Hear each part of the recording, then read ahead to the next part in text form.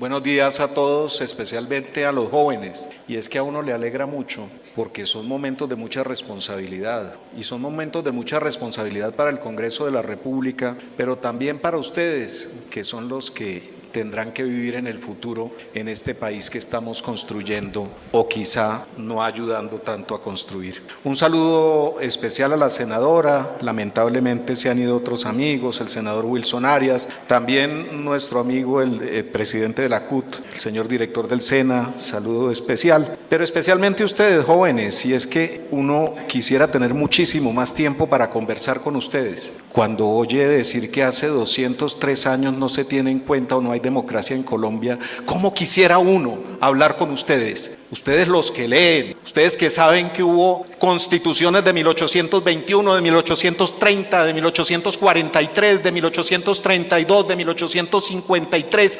57, 86, reformas de 1910, 45, 36, la más social de todas las reformas y la del 68. Y hoy, gracias a todas esas reformas podemos hablar acá y podemos reconocer los progresos que ha tenido el país. Gracias a eso, en Colombia hay aprendices y gracias a eso el país había crecido como había crecido. Hoy, tristemente, nos encontramos frente a otro panorama. Este es un importantísimo escenario y siempre les hablan, queridos jóvenes, de concertación. De hecho, este proyecto de ley, querida senadora, este proyecto de ley, según el artículo 56 de la Constitución y la ley 278 del 96, debió ser concertado en una instancia constitucional, que es la Mesa de Concertación de Políticas Salariales y Laborales, y no tuvo un minuto de concertación. ¿Cómo quisiéramos, queridos muchachos, cómo quisiéramos, trabajadores y empresarios, sentarnos, mirarnos a los ojos con la tranquilidad?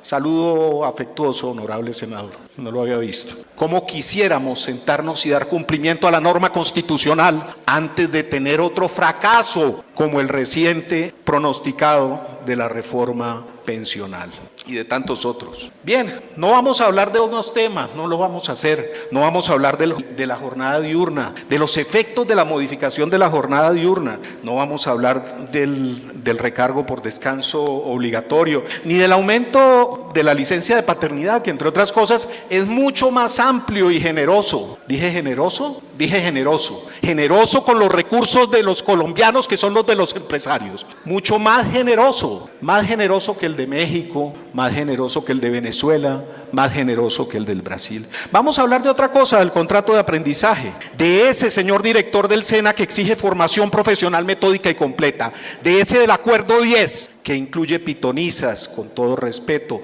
arzobispos, que incluye incluso superhéroes, que no sabemos por qué se incluyeron, pero tampoco sabemos cuál fue el procedimiento de revisión de que requieran formación profesional, metódica y completa, muchachos, como la requieren ustedes, o como se les exige a ustedes. Es el mismo que debe responder a las necesidades de la economía del país, pero no lo decimos nosotros, lo dice la ley. Fíjese, yo vengo de provincia y veo ahí un cartel y entiendo lo que usted me está diciendo porque lo sentí, pero a la vez le tengo que decir algo, y es que el contrato de aprendizaje tiene que responder con pertinencia a las necesidades del país, porque si no, cuando acaben su periodo, se van a encontrar con el desconcierto terrible de que pasaron una temporada en la que posiblemente tuvieron remuneración, pero después no encontraron dónde seguir trabajando. Es el mismo contrato de aprendizaje que debe expedir el SENA, cumpliendo unos criterios y requisitos, los del decreto 2838 del 60, imagínense, desde el 60, la ley 119 del 94, la ley 789 del 2002, el decreto 620 de 2005. ¿Y sabe por qué lo repito? Porque ustedes son jóvenes, son críticos, leen, estudian y también trabajan.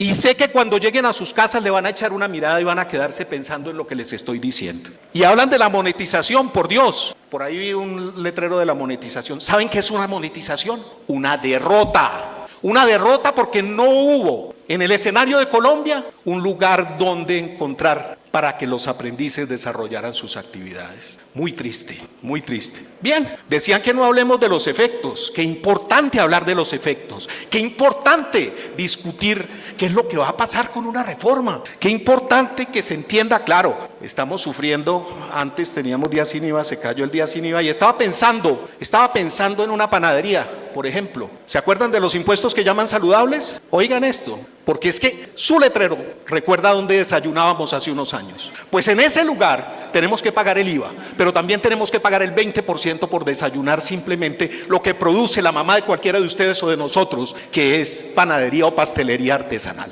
Vamos con el 40%, sigamos sumando. Y ustedes se ponen hoy de ese lado, pero están en el mismo lado de nosotros. Piensen cuánto adicionalmente, ¿no? Es su empresa, es su pequeña empresa, 10%, 11% de salario mínimo. Pero además, súmenle el 34.6% que implicará de aumento de costos laborales para esa pequeña empresa, no para el gigantesco empresario, sino para el 97% de los micro y pequeños empresarios que tiene Colombia. Bien, pero también hablemos, yo hoy oí que decían que 400.000 aprendices. Tenía entendido que eran 360.000 y así hicimos la cuenta. Hoy se está pidiendo una reforma tributaria para recaudar 12 billones de pesos. Se dice fácil 12 billones de pesos. Pues bien, la laboralización, en lugar de estar pensando en cómo hacemos para volver el contrato de aprendizaje eficiente y para que todos ustedes tengan un futuro mejor después de que se acabe el aprendizaje, implica un costo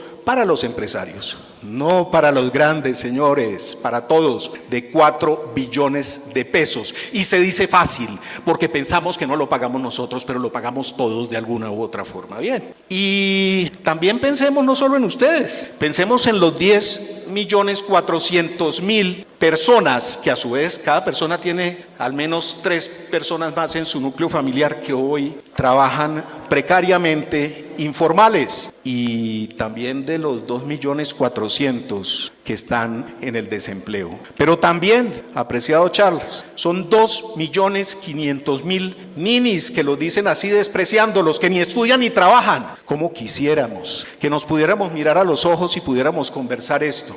¿Cómo quisiéramos que miráramos los efectos con claridad y que dijéramos con tranquilidad, y esta es una excelente oportunidad, señor director del SENA, para que demos cumplimiento al numeral 12 del artículo 9 de la ley 119 del 94, que dice que dentro de la cuota de aprendices y siguiendo las directrices del Consejo Directivo Nacional, debemos concertar, o debe usted concertar en ejercicio de sus atribuciones funcionales con los empleadores las especialidades en las cuales estos deban contratar. No es un asunto menor, porque es allí, en ese escenario que se omitió en el acuerdo 10, donde los empleadores deben decir: esto es lo que necesita el mercado y en esto nos debemos formar cada vez mejor. No vamos a hablar por los jóvenes. Mire, acá no hay que hablar por los jóvenes, acá hay que fortalecer la voz de los jóvenes. Entendemos que todos debemos estar comprometidos con el futuro del país, que tenemos que mirarnos a los ojos, que no necesitamos agredirnos para eso, que tenemos que ser conscientes de que el futuro de las empresas, el futuro de los trabajadores es exactamente el mismo. Y es un futuro, queridos amigos, en el que ojalá seamos libres, donde no nos quieran o no nos dejemos convencer de que nos van a hacer felices a la fuerza, donde podamos tomar decisiones y donde podamos decidir cuándo, cómo y dónde trabajar. Muchas gracias, queridos amigos.